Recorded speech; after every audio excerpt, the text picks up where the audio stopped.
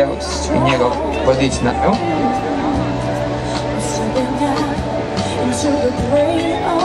Oni su već neku školicu prošli.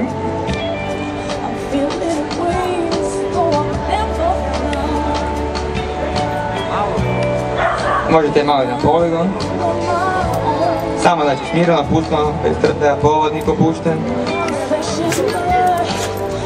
Nakon prve prepreke možete se zaustaviti pa ga nagraditi, pohvaliti. Da, pohvalice. Bravo, Deo. Slijede izbirke pa neće našu hranu.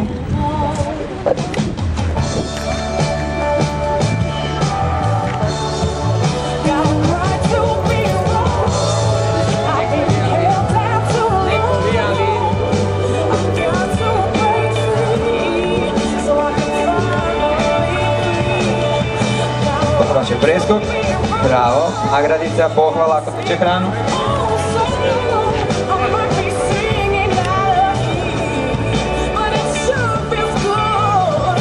Idete bravo toliko. Znači kada pas stane gore sa prvim nogama. Tako, bravo, dobri. Bravo. Pohvalite ga, neće papicu, pohvalite.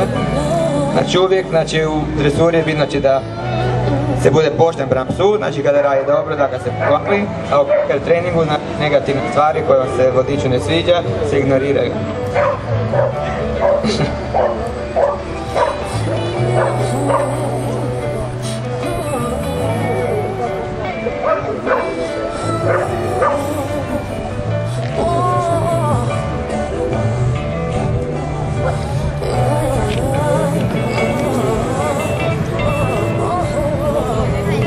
Budem ja pomogao malo. Nisi djel, bravo. Super, bravo.